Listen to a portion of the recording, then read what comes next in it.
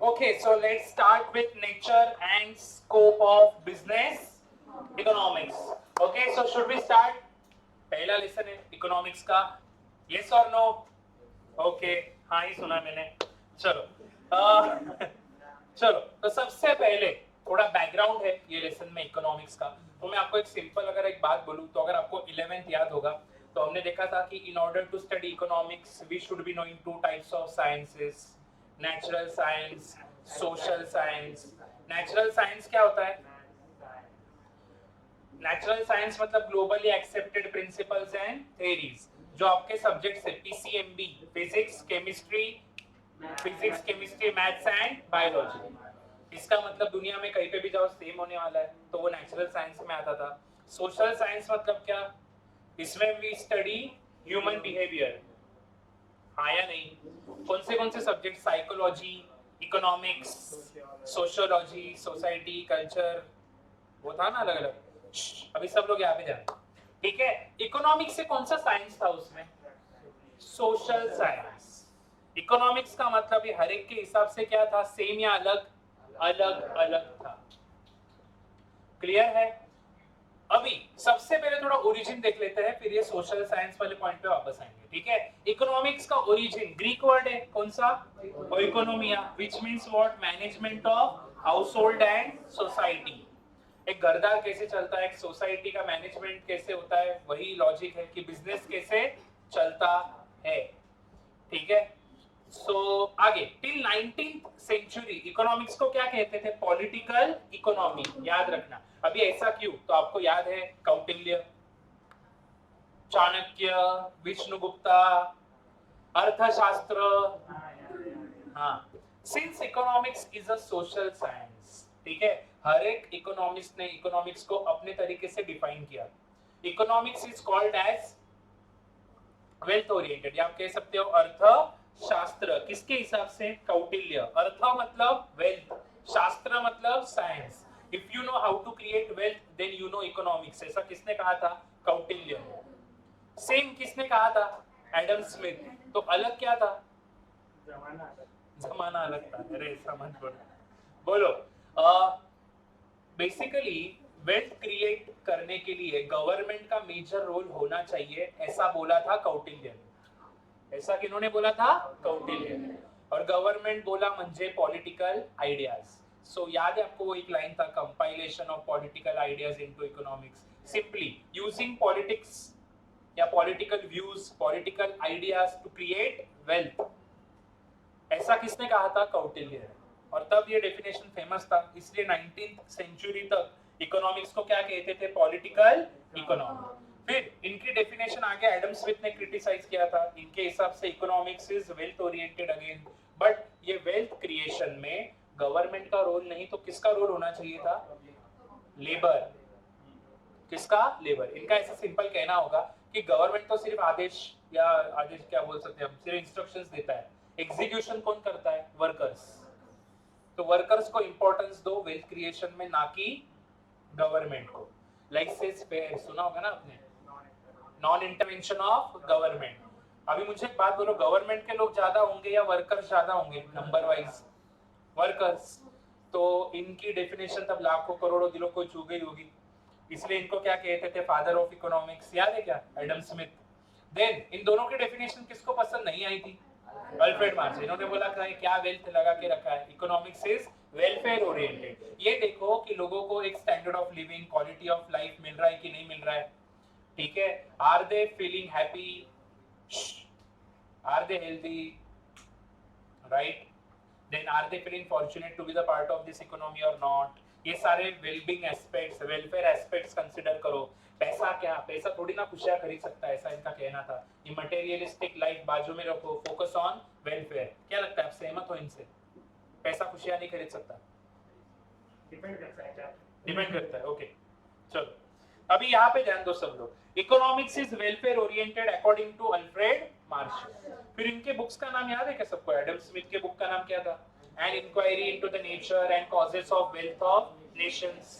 अभी सब लोग यहाँ पे ध्यान दो. इसको ही प्यार से कहते हैं the wealth of Nations, Adam Smith. और ये पहला इकोनॉमिस्ट था, या ये पहले इकोनॉमिस्ट थे जिन्होंने इकोनॉमिक्स को अलग तरीके से डिफाइन करना चाहा इन मॉडर्न वे।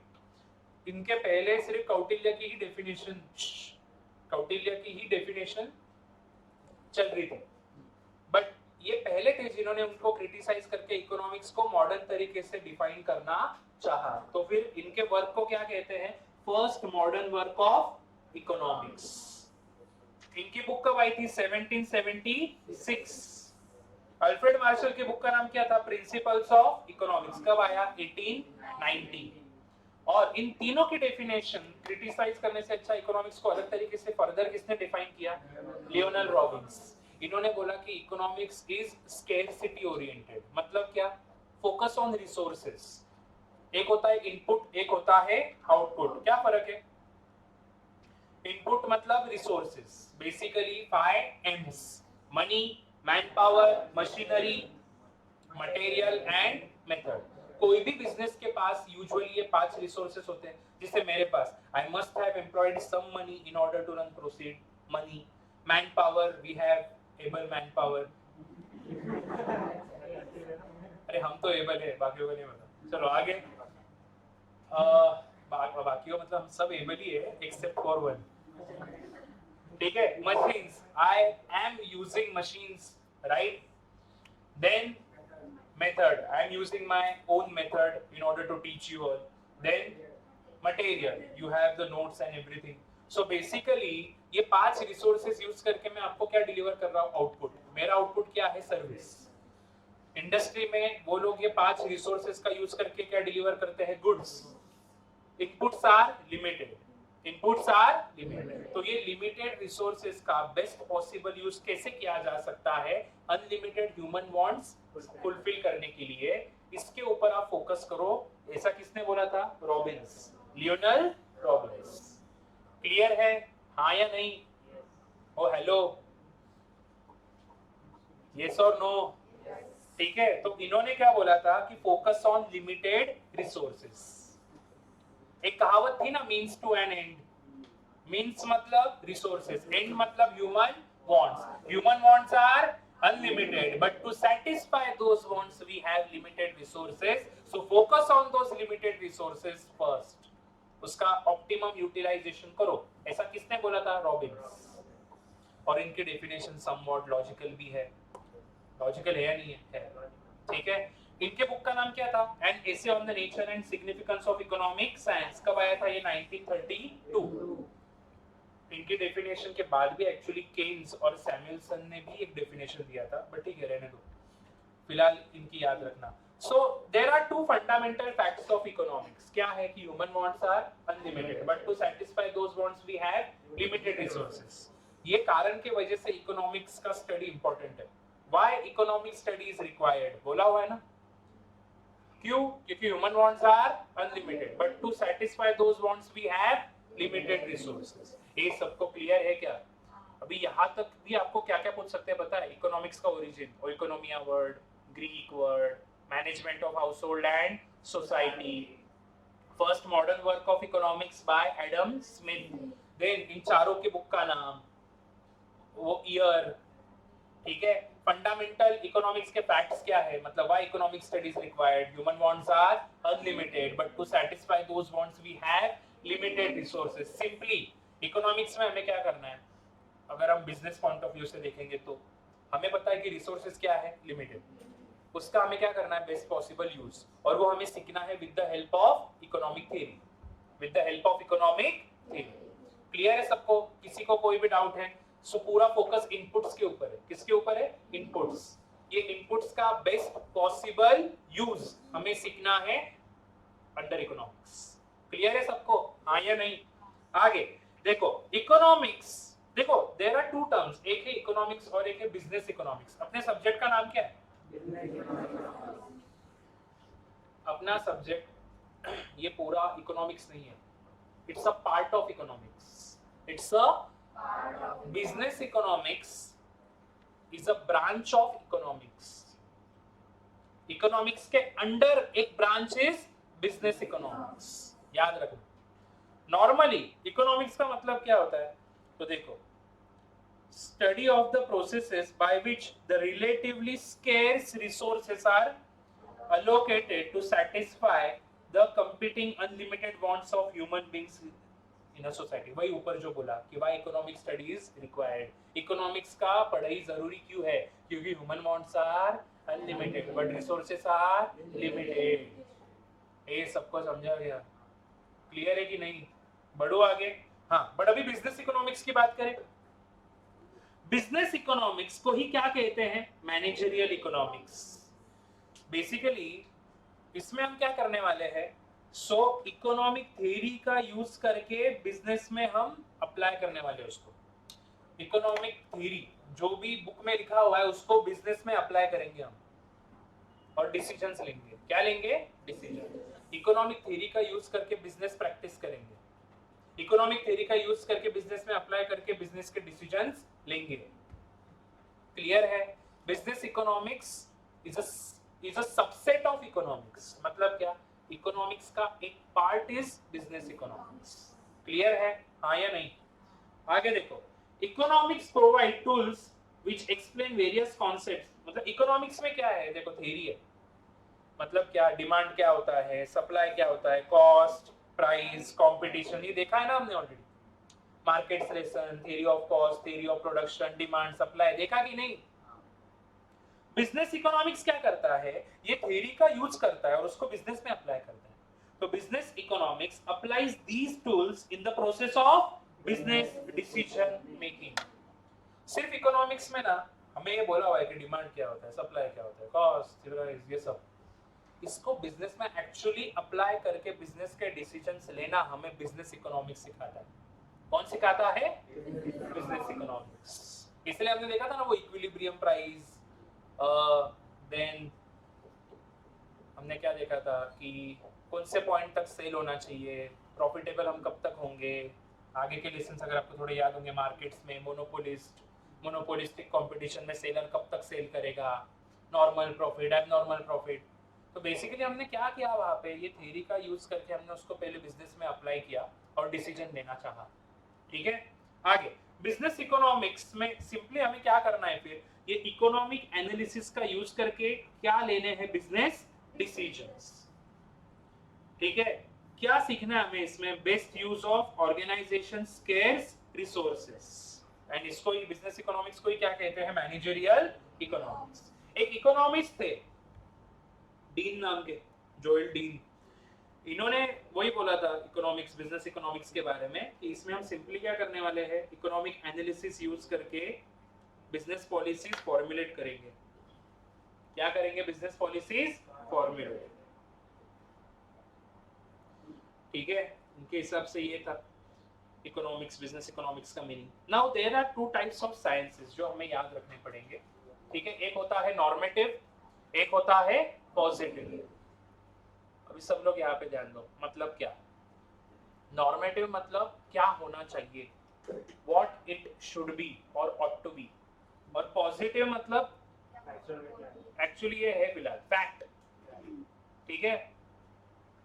इंडिया में अच्छा खासा अनएम्प्लॉयमेंट है, ये हो गया पॉजिटिव साइंस. या इसमें मैंने फैक्ट बोला. जहां पे सिर्फ फैक्ट बताई जाती है वो होता है पॉजिटिव साइंस. बट जहां पे सॉल्यूशन या एडवाइस दी जाती है, वैल्यू जजमेंट दिया जाता है, वो होता है नॉर्मेटिव. ये ऐसा है इज पॉजिटिव, ये ऐसा होना चाहिए इज नॉर्मेटिव. क्योंकि जब हम ऐसा बोलते हैं ना ये ऐसा होना चाहिए, इसमें क्या आता है? एक वैल्यू जजमेंट, एक सजेशन, एक एडवाइस. क्लियर है सबको कि नहीं? सो नॉर्मेटिव साइंस मतलब क्या? व्हाट इट शुड बी और ऑट टू बी. पॉजिटिव मतलब what it is, fact positive में है. कहां पे एडवाइस दिया जाएगा? वैल्यू जजमेंट नॉर्मेटिव में. कहां पे नहीं दिया जाएगा? पॉजिटिव में. अभी बिजनेस इकोनॉमिक्स ये नॉर्मेटिव साइंस है, इसमें ये ऐसा होना चाहिए. Business economics is a normative science. इसमें वैल्यू जजमेंट्स होंगे. ये पर्टिकुलर एनालिसिस या थ्योरी यूज करके सही बिजनेस डिसीजंस आप कैसे ले सकते हो, ये बिजनेस इकोनॉमिक्स में सिखाया जाएगा.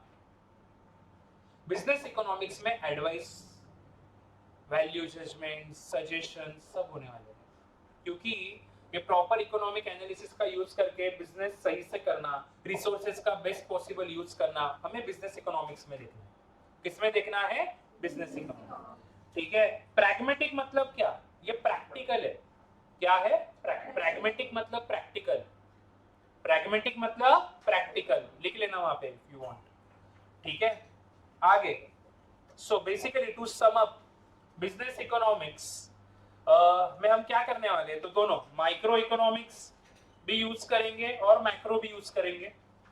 इसमें हम क्या करने वाले हैं, इकोनॉमिक एनालिसिस यूज करके, ये सारी थ्योरीज यूज करके उसको अप्लाई करेंगे अपने बिजनेस में, डिसीजंस लेंगे। प्रैग्मेटिक है, प्रैक्टिकल अप्रोच है, नॉर्मेटिव इन नेचर। हाँ, मुझे एक बात बोलो, जब हम इकोनॉमिक्स पढ़ रहे हैं, बिजनेस इकोनॉमिक्स पढ़ रहे हैं, तो स्टैटिस्टिक्स पता होना चाहिए। हाँ, बाकी के सब्जेक्ट्स का नॉलेज होना चाहिए, फाइनेंशियल मैनेजमेंट सब। बिजनेस इकोनॉमिक्स में जब हम ये थ्योरी बिजनेस में अप्लाई करते हैं, हमें सारे सब्जेक्ट्स का नॉलेज होना चाहिए। इसलिए हम कहते हैं कि ये इंटरडिसिप्लिनरी है। इंटरडिसिप्लिनरी मतलब क्या?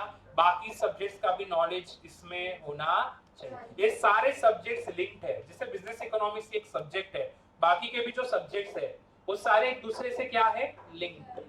क्लियर है? आगे, अभी ये तो आपको पता है ना कि इकोनॉमिक्स के दो पॉइंट ऑफ व्यूज होते हैं, माइक्रो और मैक्रो। माइक्रो मतलब स्पेसिफिक स्टडी, मैक्रो मतलब aggregate study, general study, national study. हाँ या नहीं? अभी बिजनेस इकोनॉमिक्स में अगर हम देखें तो बिजनेस इकोनॉमिक्स में माइक्रो इकोनॉमिक्स किस में यूज कर सकते हैं? ऑपरेशनल या इंटरनल इश्यूज सॉल्व करने के लिए। डे टू डे रूटीन पे जो भी छोटे छोटे इश्यूज होते हैं बिजनेस में, उसको अगर डील करना है तो मैक्रो लगेगा कि माइक्रो? माइक्रो, क्योंकि बिजनेस में सारे के सेम इश्यूज होते हैं क्या? एक कॉमन ओपिनियन आएगा कि जनरल बिजनेस में there are different different issues जिसको इंडिविजुअल लेवल पे स्टडी करना पड़ेगा। तो माइक्रो इकोनॉमिक्स हम ये ऑपरेशनल या इंटरनल इश्यूज को यूज कर सकते हैं, but macro economics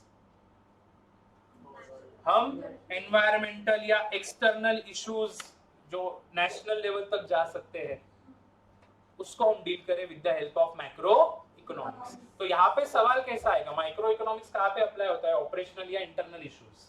macro economics environmental या एक्सटर्नल इश्यूज। नीचे और डिटेलिंग दिया हुआ है मैंने। माइक्रो इकोनॉमिक्स में हम क्या क्या, मतलब बिजनेस में माइक्रो इकोनॉमिक्स कैसे काम में आएगा?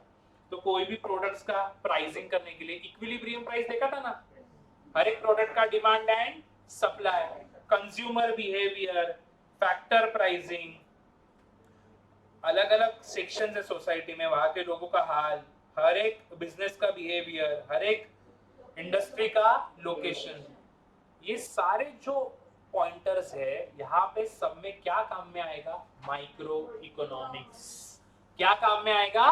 Micro economics. मैक्रो मतलब इंडिया लेवल पे, national level, national production output, general price level, inflation deflation, India में interest rates. Balance of trade और बैलेंस ऑफ पेमेंट में क्या फर्क है? बैलेंस ऑफ ट्रेड मतलब exports minus imports, balance of payment में सब कुछ आता है।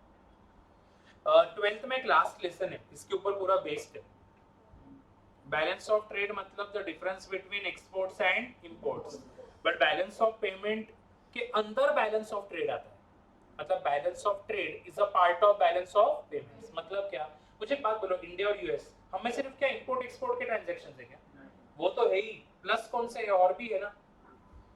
यहाँ पे कोई कंपनी का स्टेक उधर के कोई कंपनी में है, तो पैसा इंडिया से यूएस में फ्लो क्या सिर्फ इंपोर्ट या एक्सपोर्ट की वजह से हो रहा है क्या? उसके वजह से तो हो ही रहा है, और भी बहुत सारे ट्रांजैक्शंस होते हैं।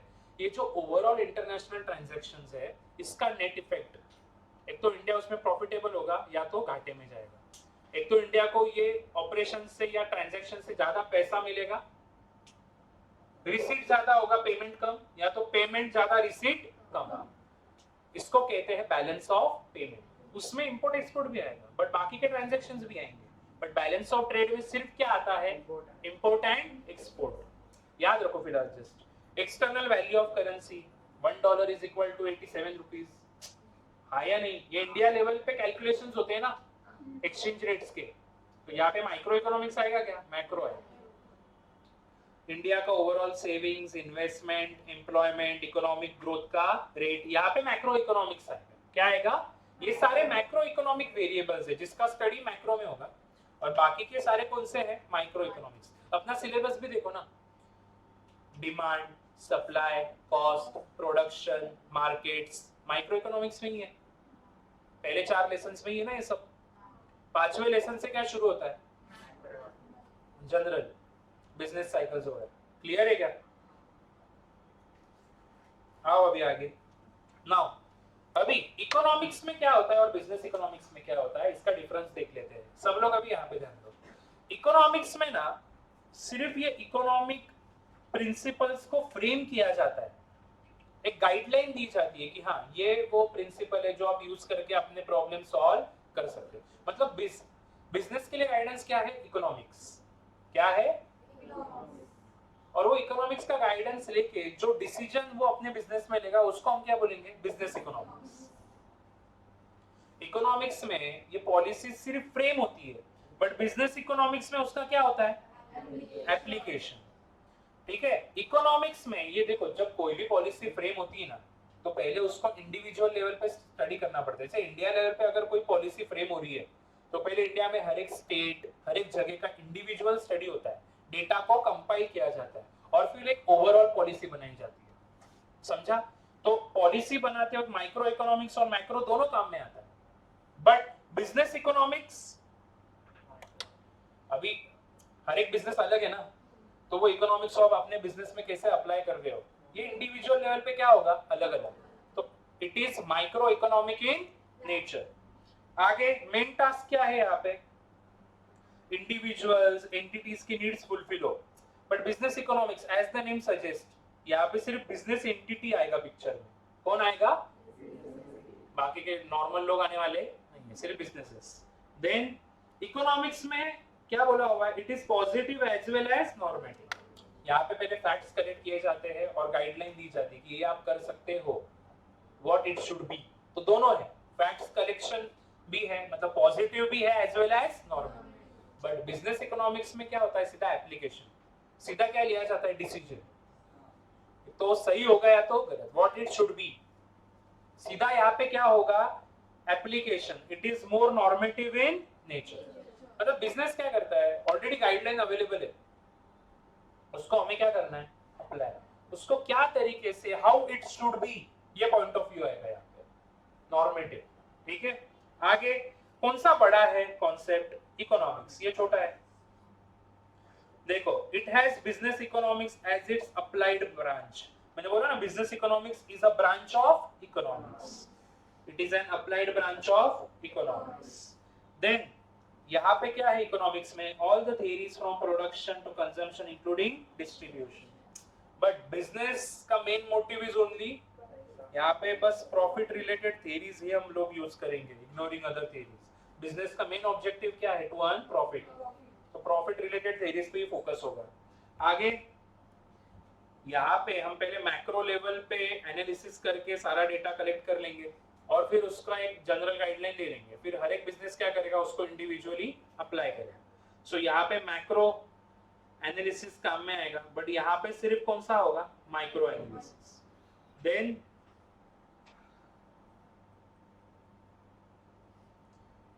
देखो, इकोनॉमिक्स में क्या बोला है, it concentrates only on the economic aspects of any business problem. यहाँ पे क्या बोला है, economic as well as non economic. ऐसा नहीं है कि हम ये इकोनॉमिक्स सिर्फ प्रॉफिट प्रॉफिट प्रॉफिट, बिजनेस का इमेज होता है, स्टेक होल्डर्स होते हैं, तो यहाँ पे नॉन इकोनॉमिक एस्पेक्ट्स भी आएंगे। अभी इकोनॉमिक्स में हमने देखा था ना कि कुछ ना कुछ अजम्पशंस बनाए जाते हैं हर जगह, ये थ्योरी जब हम स्टडी करते तो अजम्पशंस बनाए जाते हैं। यहाँ पे क्या लिखा है, सम assumptions become invalid when applied। मुझे एक बात बोलो, अभी इतना हमने स्टडी कर लिया, आपको भी पता है क्या कि कंज्यूमर कोई भी चीज खरीदते हो सिर्फ प्राइस देखता है, तो फिर अगर हमने बाकी चीजें कंसीडर कर ली तो वो थ्योरी एप्लीकेबल होगा क्या, लॉ ऑपरेट ही नहीं कर पाएंगे हम, लॉ ऑफ डिमांड। तो सम assumptions become invalid when they are applied। Clear है सबको, किसी को कोई डाउट है इसमें, पक्का? ठीक है, अभी कोई भी इकोनॉमी के सामने 4 प्रॉब्लम्स होते हैं। कितने प्रॉब्लम्स होते हैं, 4। What to produce, how to produce, for whom to produce, and resources का आपने क्या प्रोविजन बनाया है इन अ वे कि इंडिया का क्या हो economic growth. What provisions are to be made? Provisions of what? Limited resources are to be made for economic growth. सबको समझा? हर एक इकोनॉमी के सामने ये चार सेंट्रल प्रॉब्लम्स होते हैं. What to produce, how to produce, for whom to produce, what provisions are to be made for economic growth. अभी आपको ये पता होना चाहिए कि there are 3 types of economies. कौन सी? कैपिटलिस्ट, सोशलिस्ट और मिक्स्ड. कैपिटलिस्ट मतलब जहां पे private players, private entities are going to control the entire economy. मतलब मेजर रोल इकोनॉमी को कंट्रोल करने के लिए किसका है? प्राइवेट एंटिटीज का. बिजनेसेस जहां पे इकोनॉमी चलाते हैं, यूएस, इलॉन मस्क, सुना है? और भी बहुत सारे बिलियनियर्स वहां पे है या नहीं है? जहां पे प्राइवेट एंटिटीज मेजरली इकोनॉमी को चलाते हैं. ऐसा नहीं गवर्नमेंट का रोल नहीं हुआ है, बट मिनिमम रोल है. ऐसे इकोनॉमी को क्या कहते हैं? कैपिटलिस्ट. और यहाँ पे मेन मोटिव होता है प्रॉफिट. प्राइवेट बोला ना, बिजनेसेस बोला ना, तो मेन ऑब्जेक्टिव क्या है? Profit. Examples US, UK, Hong Kong, Korea, South Korea. याद रखना. सवाल कैसे आएगा? South Korea comes under capitalist, UK, US comes under capitalist, Hong Kong comes under socialist. मतलब जहां पे government is going to run the entire economy major. Private players का बहुत ही मिनिमम रोल होगा. तो जहां पे गवर्नमेंट का रोल आता है वहां पे प्रॉफिट नहीं होता ऑन पेपर. गवर्नमेंट का जहां पे रोल आता है वहां पे वेलफेयर मोटिव. बिजनेसेस बोला तो प्रॉफिट मोटिव, गवर्नमेंट बोला तो वेलफेयर मोटिव. याद रखना. क्लियर है सबको? मिक्स्ड इकोनॉमी क्या होगा? Role of both government as well as businesses. India. Socialist economy के भी अच्छे खासे एग्जांपल्स है. क्या क्या है देखते. नीचे एक्चुअली लिस्ट दी मैंने. सबसे पहले देखो, कैपिटलिस्ट इकोनॉमी को ही क्या कहते हैं? फ्री मार्केट इकोनॉमी या laissez faire, non intervention of government. Then मुझे एक बात बोलो, बिजनेसेस मार्केट मैकेनिज्म पे चलते हैं. कौन से मैकेनिज्म पे? मार्केट मैकेनिज्म मतलब क्या? यहाँ पे प्राइसेस डिटरमाइन होते हैं with the help of market forces of demand and supply. Businesses जहाँ पे देखो, बिजनेसेस का मेजर रोल है. बिजनेसेस प्रोडक्ट का प्राइसिंग कैसे करते हैं? Market forces of demand and supply से. हाँ या नहीं? ओ हेलो, यस और नो? बट गवर्नमेंट दाम खुद डिसाइड करता है प्रोडक्ट्स का. इसको कहते हैं एडमिनिस्टर्ड प्राइस. क्या कहते हैं? जहां पे मार्केट प्राइसेस डिटरमाइन करता है वो मार्केट प्राइस, जहां पे गवर्नमेंट डिसाइड करता है वो एडमिनिस्टर्ड प्राइस. जैसे इंडिया में लेट्स से एक सेंट्रल प्लानिंग अथॉरिटी है, या लेट्स से आरबीआई है, नीति आयोग है. सपोज अगर वही डिसाइड कर रहे होंगे प्रोडक्ट्स का दाम, तो वो हो गया एडमिनिस्टर्ड प्राइस. जहां पे गवर्नमेंट प्रोडक्ट्स का दाम डिसाइड करता है एडमिनिस्टर्ड प्राइस, जहां पे मार्केट डिसाइड करता है मार्केट प्राइस. मार्केट प्राइसेस कहां पे होंगे? कैपिटलिस्ट. एडमिनिस्टर्ड प्राइस कहां पे होंगे? सोशलिस्ट. मिक्स्ड में क्या है? दोनों है. मार्केट मैकेनिज्म भी है, गवर्नमेंट का मैकेनिज्म भी है. जैसे इंडिया में राशन वगैरह का भाव कौन डिसाइड करता है? गवर्नमेंट. बट कोई भी बिजनेस अपने प्रोडक्ट का दाम with the help of market forces of demand and supply. Clear है? Prices are determined by market forces of demand and supply under capitalism. Socialist economy, ये कॉन्सेप्ट किसने लाया? Karl Marx and Friedrich Engels. क्या है इसमें? The communist manifesto नाम का उनका एक बुक था, जो कब आया था? 1848. कौन? कार्ल मार्क्स एंड फ्रेडरिक क्या है? एंगल्स. सोशलिस्ट इकोनॉमी को ही क्या कहते हैं? कमांड इकोनॉमी या सेंट्रली प्लान्ड इकोनॉमी. यूएसएसआर सुना है क्या? Union of Soviet socialist republics. इसको अगर आपको थोड़ा याद होगा, इसमें 15 थे आए इसमें. बस यूक्रेन वगैरह सब कुछ, ये पूरा वॉर ही चालू है ना. यूरेशिया वगैरह आपने सुना नहीं? हाँ. तो 1917 से लेके 1990 तक ये एक अच्छा एग्जाम्पल था सोशलिस्ट का। फिर इसके बाद वो लोग अलग अलग हो गए ना, फिर अभी वापस कोई किसी को कब्जा करना चाहता है, इसके वजह से क्या हो रहे हैं, वॉर्स। आप इसका डिटेलिंग पढ़ सकते हो गूगल पे। अभी देखो एग्जाम्पल्स में क्या क्या है, वियतनाम, चाइना, क्यूबा। चाइना में अभी भी किंग सिस्टम है। नॉर्थ कोरिया, बोलो north Korea, king Jong Un. Sir social welfare भी है ही नहीं वहाँ पे। वो मैं बोला ना, वो ऑटोक्रेसी है। देखो डेमोक्रेसी कहाँ फॉलो होती है, कैपिटलिस्ट। ऑटोक्रेसी कहाँ फॉलो होती है, सोशलिस्ट। मिक्स्ड में बिट ऑफ बोथ। इंडिया में मेजरली डेमोक्रेसी ही है। इंडिया में क्या है, मेजरली डेमोक्रेसी। अभी अगर नॉर्थ कोरिया आपको पता है क्या, वहाँ के लोगों के पास फोन्स नहीं होते जैसे ऋषभ के पास नहीं है। They are not exposed to the social life, कुछ नहीं है। बाहर के देशों का उनको कुछ पता नहीं। वहाँ के प्राइम मिनिस्टर जो भी है अपने किंग जोन उन, उनके मूड के ऊपर देश चलता है। हर एक लड़के को कंपलसरी मिलिट्री ट्रेनिंग, लड़कियां कंपलसरी बुरके में, मतलब बहुत एक्सट्रीम सोशलिस्ट कंट्री है। अब किस दिन वो भाई का मूड खराब है किंग जोन उनका, तो पूरे देश में कोई स्माइल भी नहीं कर सकता। कोई स्माइल किया तो चोपेगा वो उनको पकड़ पकड़ के, बराबर है। अगर किसी के फोन में उनके अगेंस्ट कुछ मिला तो फिर जेल या मार भी देंगे।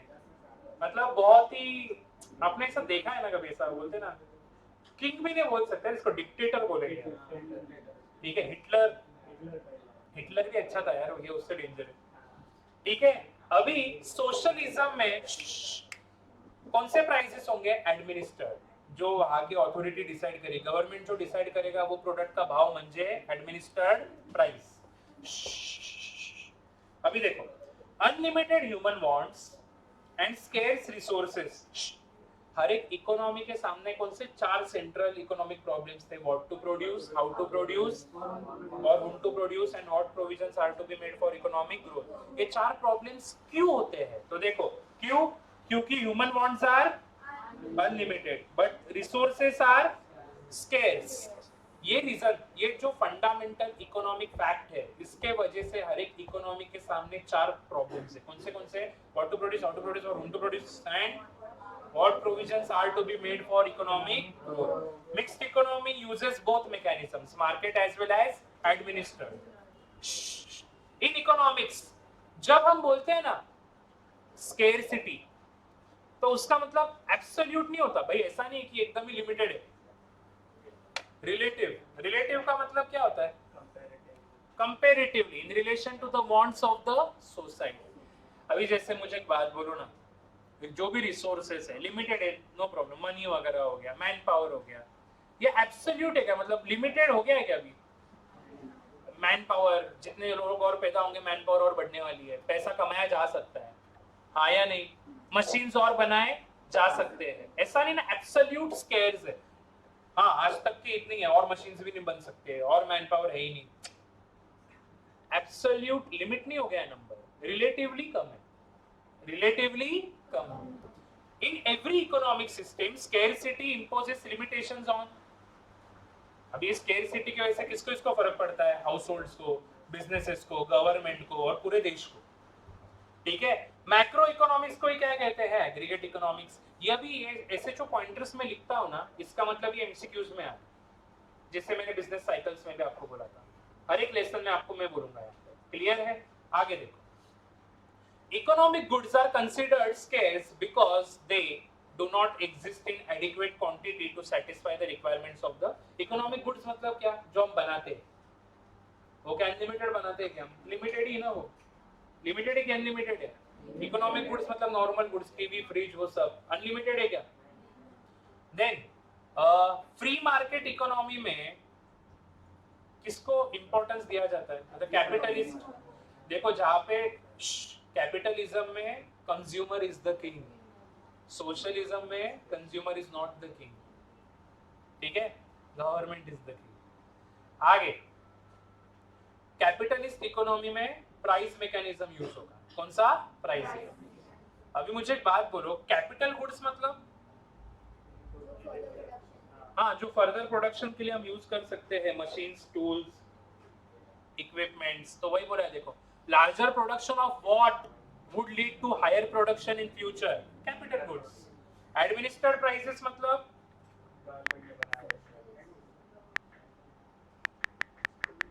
एडमिनिस्टर्ड प्राइस मतलब price determined by an external authority which is usually government. The benefit of economic study, ये जो हम पूरा इकोनॉमिक्स जो सीख रहे हैं उसका फायदा क्या है कि हर एक प्रॉब्लम को हम एक राइट पर्सपेक्टिव से देख सकते हैं। मैनेजरियल इकोनॉमिक्स मतलब ही business economics, applied branch of economics, जो किसके लिए काम में आता है, it fills up the gap between economic theory and practice, business practice. In economics central economic problems जो चार थे ना हमारे, क्यों होते हैं वो तो हमने देखा, ये प्रॉब्लम्स क्यों है, due to fundamental economic facts, human wants are unlimited, resources are limited, but ये प्रॉब्लम मतलब क्या, तो output is restricted to the limited availability of resources, production ही हम अनलिमिटेड कर सकते नहीं है, क्यों, क्योंकि हमारे पास रिसोर्सेज क्या है, लिमिटेड। देन कैपिटलिज्म में मेजर रोल किसका होगा, और सोशलिज्म में, ठीक है। देन देख लो ये कुछ पॉइंटर्स है दिए हुए मैंने, मोटिव, प्रॉफिट, उधर वो। कैपिटलिज्म में कैपिटल इंटेंसिव टेक्निक है, देखो कैपिटल इंटेंसिव मतलब क्या, पैसा, मतलब आप कह सकते हो मशीन्स का ज्यादा यूज कैपिटलिज्म में होगा, मैन पावर का ज्यादा यूज सोशलिज्म में होगा, लेबर इंटेंसिव टेक्निक्स सोशलिज्म में यूज होती है। ऐसा क्यों करते हैं? अरे देख ना, अभी सिंपली अगर तू north Korea, India is a labour intensive country, India में वर्कर्स भारी मात्रा में अवेलेबल है, ऐसा नहीं इंडिया में पैसा नहीं है, इसलिए हाँ, बट इंडिया में मैन पावर सस्ता है, सस्ता। यूएस में मैन पावर महंगा है, तो फिर मशीन वगैरह टेक्नोलॉजी वहां पे दे यूज मशीन टेक्नोलॉजी मोर, यहाँ पे यूज मैन पावर मोर, ठीक है। देन ये और ये जो है लास्ट पॉइंट देखो, unlimited ends and limited means, limited means मतलब limited resources and unlimited ends मतलब अनलिमिटेड ह्यूमन वांट्स। इसके वजह से प्रॉब्लम किस बात का होता है, तो चॉइस, कि अभी फिर कौन सा वांट पहले फुलफिल किया जाए, अपने सामने ढेर सारे ऑप्शंस आ जाते हैं केबीसी की तरह, ठीक है, फिर उसमें से कौन सा वांट हम फुलफिल कर सकते हैं, तो चॉइस का सबसे बड़ा क्या आ जाता है, एलिमेंट, प्रॉब्लम आ जाता है, ठीक है। तो ये था अपना simply background to sum up. हमने सबसे पहले क्या देखा, इकोनॉमिक्स का मतलब क्या, देन अलग अलग इकोनॉमिक्स के हिसाब से इकोनॉमिक्स का मीनिंग, देन आगे क्या देखा था हमने, बिजनेस इकोनॉमिक्स का मतलब, economics versus business economics, types of economics,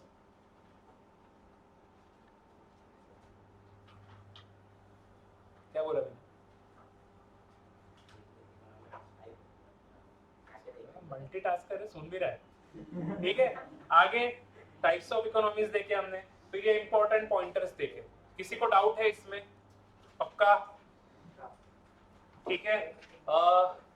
central economic problems क्यों है, due to fundamental economic facts, वो प्रॉब्लम्स मतलब क्या, output is going to get restricted due to limited resources, and what are those problems, what to produce, how to produce, for whom to produce, and what provisions are to be made for economic growth.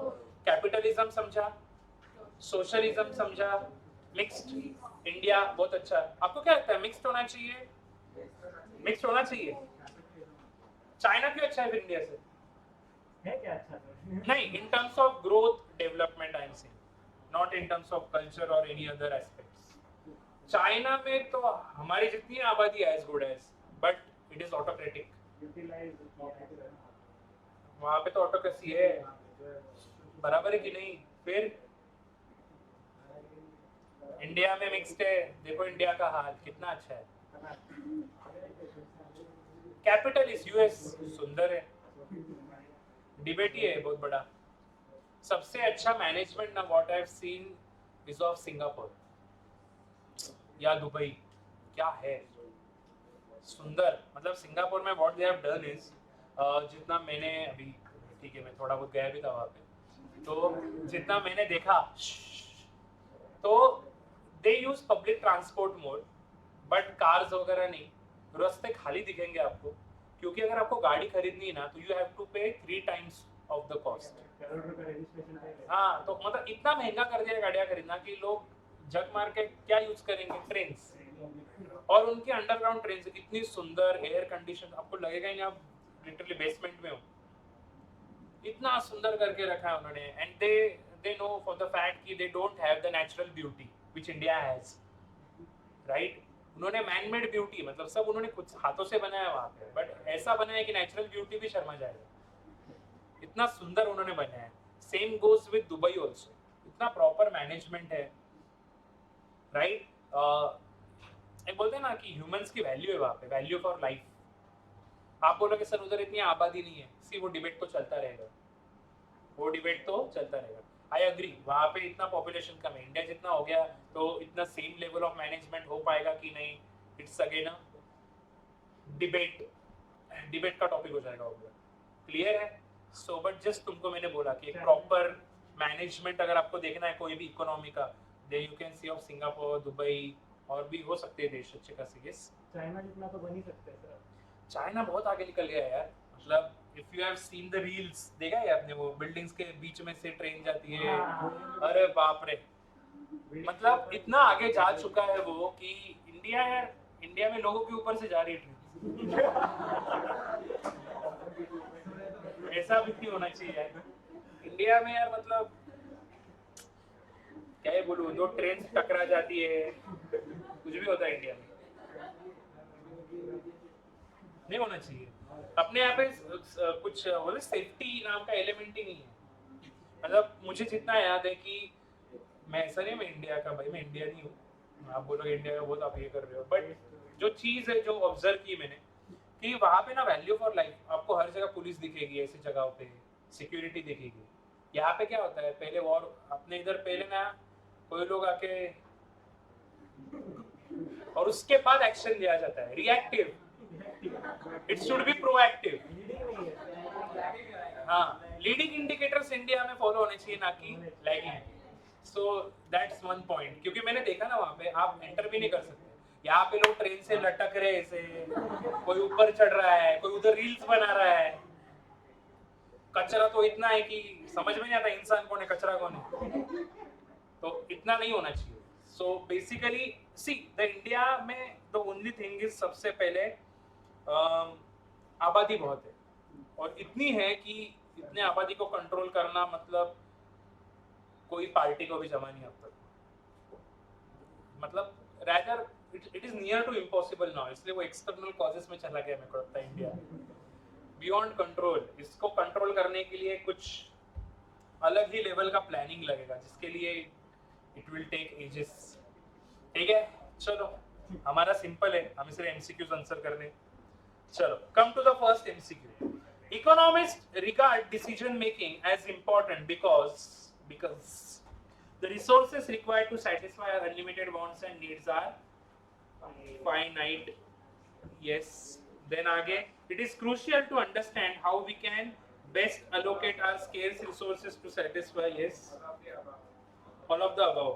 Resources के alternative uses भी है, हाँ? जहाँ पर of भी above होता है वही आता है। हाँ, वो भी एक साइकोलॉजी है।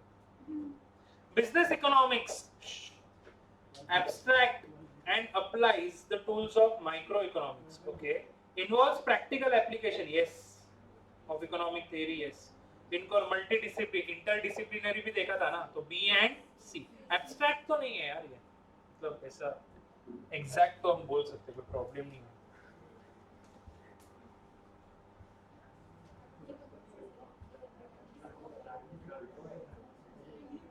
आगे, इन इकोनॉमिक्स स्केर्सिटी मतलब रिलेटिव स्केर्सिटी ना, याद है ना? What implications does resource scarcity have for the satisfaction of wants? क्या लगता है?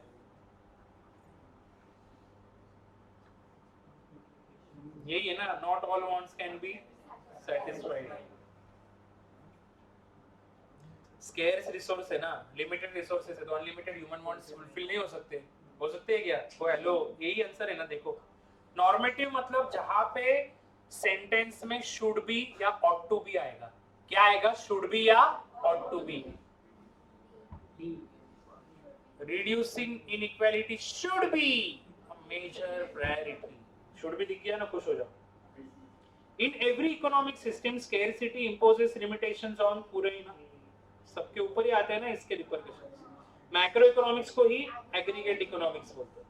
पॉजिटिव मतलब जहां पे फैक्ट बताया जाएगा. शुड बी वाला भूल ही जाना. फिर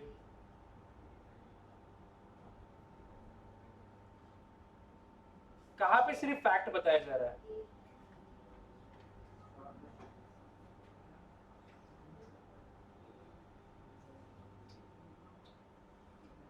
एनालिसिस तो सर फैक्ट ही होता है.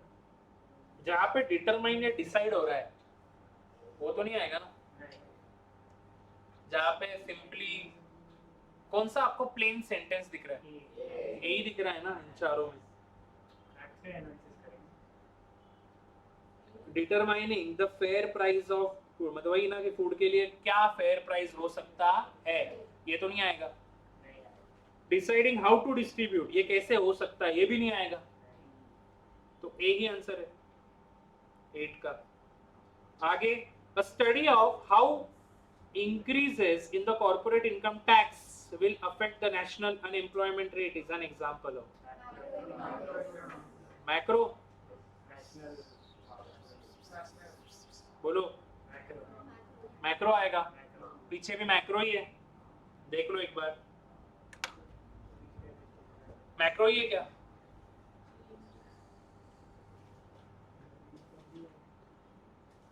माइक्रो है कि मैक्रो है? मैक्रो ही है. नेशनल वर्ड यूज हुआ है ना. आगे, which of the following does not suggest a macro approach for India? GNP of India, inflation in India, failure of industry India level पे. B ना, ABC लिमिटेड की बात है बस, वो माइक्रो हो जाएगा. इन चारों में normative sentences made by Ram क्या बोला? My corn harvest this year is poor. ठीक है. Christian, don't worry, price increases will compensate for the full. Okay. Vinod क्या बोला? क्लाइमेट फैक्ट ही बोल रहा है. मधु क्या बोल रहा है? Ought to be. अरे ऑट टू दिख गया, छोड़, आगे में कुछ बोल ही नहीं रहा. 12th, consider the following and decide which, if any, economy is without scarcity.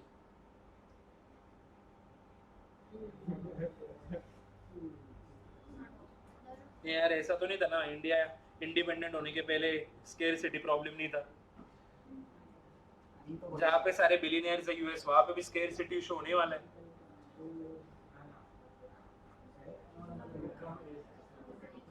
Income भी भले अगर डिस्ट्रीब्यूट हो गया इक्वली, तभी भी रिसोर्सेस हर एक इकोनॉमी में स्केर्सिटी इशू होने ही वाला है. तो नन एक आंसर. आगे, कौन सा माइक्रो इकोनॉमिक्स में नहीं आता? प्राइसेस ऑफ मैंगोस आता है, cost of producing a fire truck आएगा, द क्वांटिटी ऑफ मैंगोस. ये इकोनॉमिक ग्रोथ नहीं आएगा ना. आगे, the branch of economic theory that deals with the problem of allocation of resources is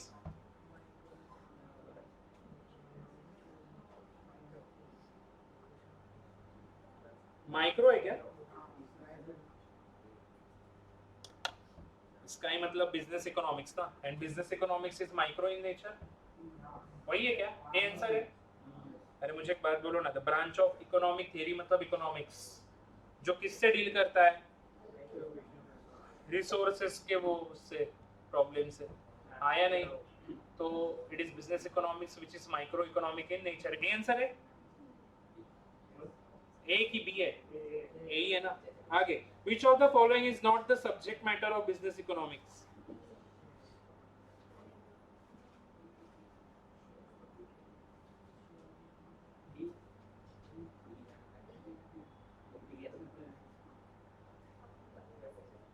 business economics is micro economic in nature ना, तो unemployment का नहीं आएगा ना इसमें. बाकी के सारे वो एक बिजनेस की बात ही कर रहे हैं, है ना. Which of the following is a normative? Should be. मेरे को सी में दिख गया, मैं तुरंत टिक कर दिया. वहां पे वैल्यू जजमेंट दिया जा रहा होगा. क्या बोला है? The minimum wage rate should be raised to, ये ऐसा होना चाहिए. 17th, Which of the following would be considered a topic of study in macro? पहले कॉटन इंडस्ट्री की बात है, दूसरे स्टील इंडस्ट्री की बात है, तीसरे में inflation. Inflation general price level होता है,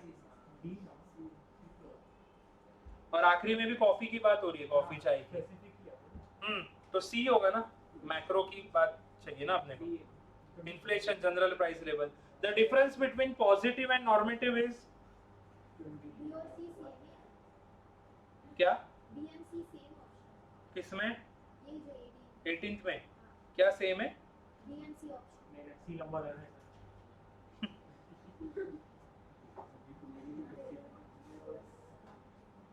इसमें नॉर्मेटिव लिखा है।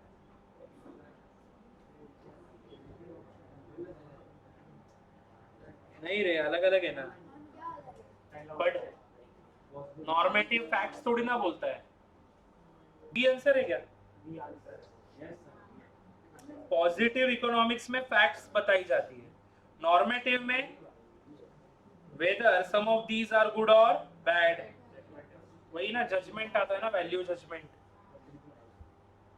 देन कौन सा बिजनेस इकोनॉमिक्स में नहीं आएगा? अकाउंटिंग स्टैंडर्ड्स कहाँ से आ गई इधर? Which of the following statement is incorrect? Business economics is normative. True. Business economics has a close connection with stats. Yes.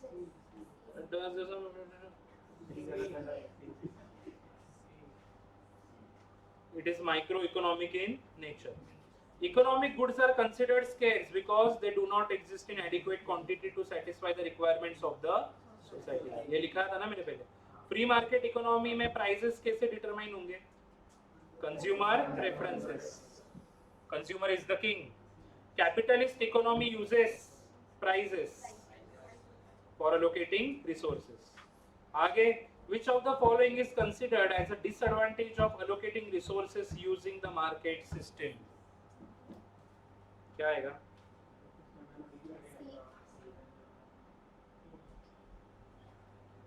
Disadvantage पहला भी डिसएडवांटेज।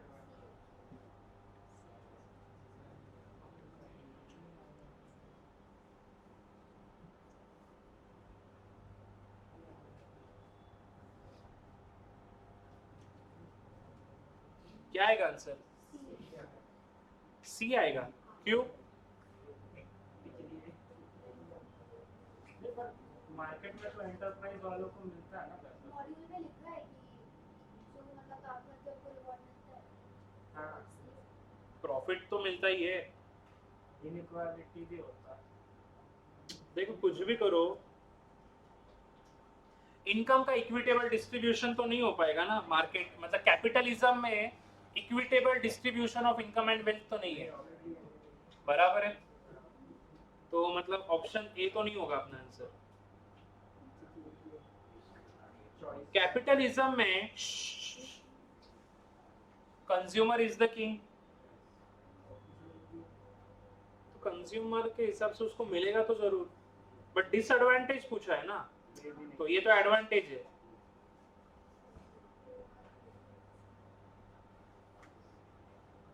डी आंसर है क्या?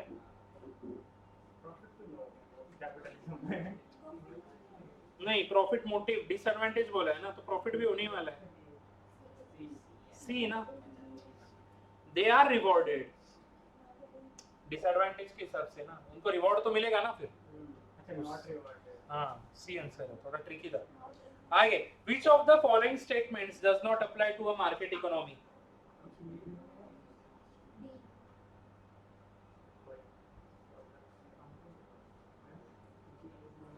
गवर्नमेंट पॉलिसीज का थोड़ी ना कुछ आएगा। मार्केट इकोनॉमी मतलब कैपिटलिज्म, जहां पे businesses are going to hold the major part of the economy ना, मतलब वही पूरा रन करेंगे इकोनॉमी को। हाँ या नहीं? तो ऑप्शन डी आएगा क्या आंसर? 24 का भी ए दिया है। हाँ 24 का ए आंसर है। हाँ, देख लेते हैं एक बार फिर। हाँ तो ये है ना। अच्छा हाँ, डिसएडवांटेज ही बोला है ना, इनकम विल बी टेक। हाँ, इनकम का इक्विटेबल डिस्ट्रीब्यूशन होने वाला नहीं है। बोला लेकिन क्या प्रॉब्लम है तुम्हें ऋषभ? कुछ इशू है? नहीं समझा तो मेरा मतलब। हाँ, अभी सब लोग यहाँ पे ध्यान दो। 24th की अगर हम बात करें तो थोड़ा सा ट्रिकी हो। देखो कौन सा डिसएडवांटेज है कैपिटलिज्म का, तो inequitable distribution of income and wealth, सीधा सीधा ए आंसर है। People do not gate goods of their choice, ये तो मिलता है कैपिटलिज्म में, कंज्यूमर इज द किंग, तो ये तो गलत है।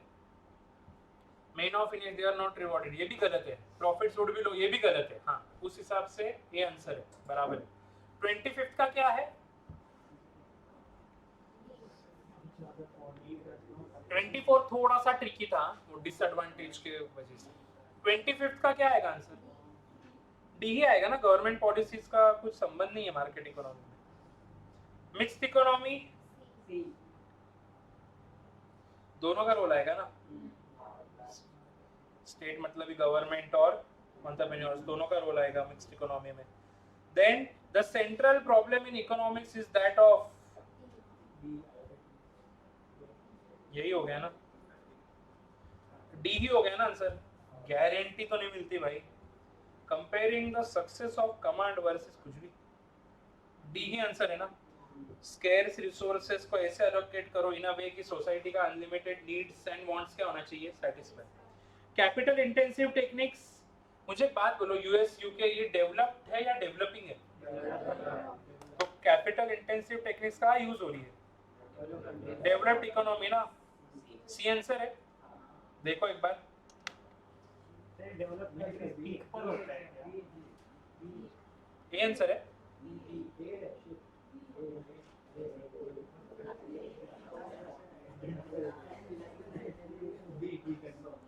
एक मिनट रुको, कैपिटल इंटेंसिव टेक्निक हम एक एक ऑप्शन पढ़ते हैं। लेबर सरप्लस तो नहीं होगा कैपिटल इंटेंसिव में। Capital surplus economy where the relative price of, हाँ ये होगा रे, बी आंसर है। क्योंकि जरूरी नहीं हर एक कैपिटलिज्म वाली कंट्री, कैपिटलिस्ट कंट्री हर एक डेवलप्ड है, जरूरी नहीं है, ठीक है।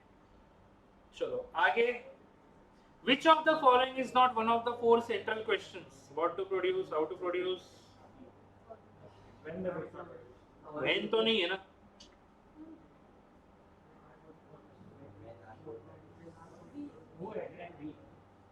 how तो है, for whom भी है, मतलब ये दोनों तो है।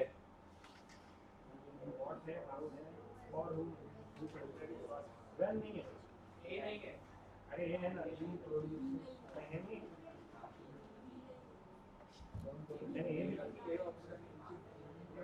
when तो नहीं है ना, वो तो प्रोविजन टाइप हो है।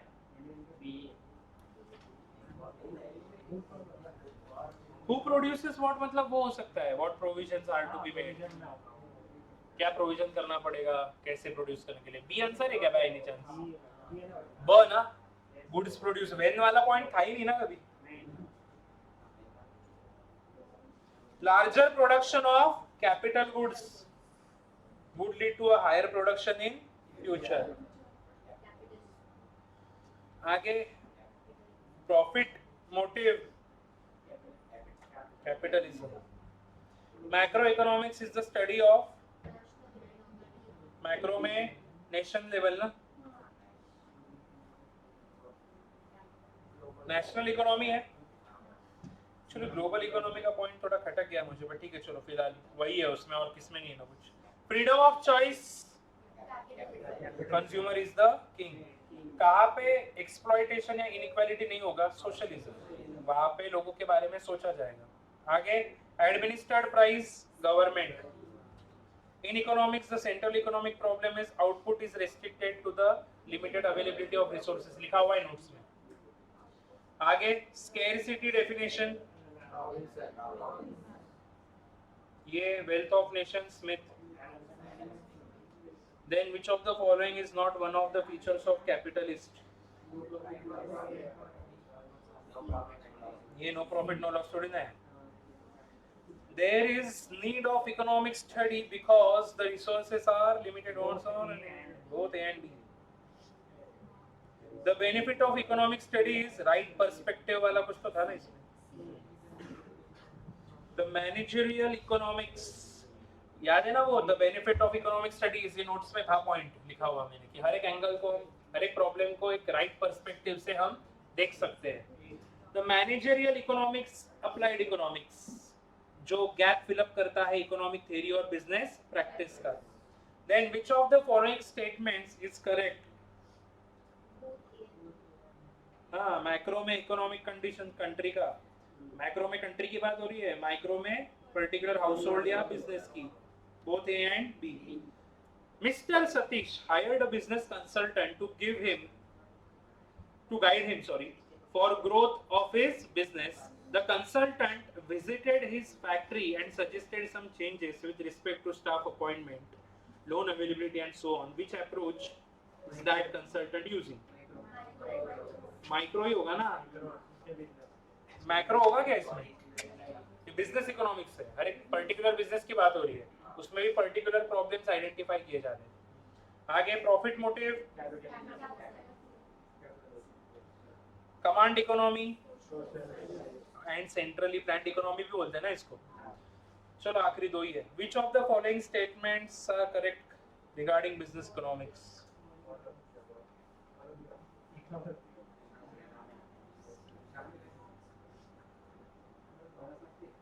ये भी सही है, ये भी सही है, प्रैग्मेटिक भी है, ऑल है क्या? एंड अनलिमिटेड एंड्स और लिमिटेड मीन्स से कौन सा प्रॉब्लम होता है? सबको समझा? Thank you.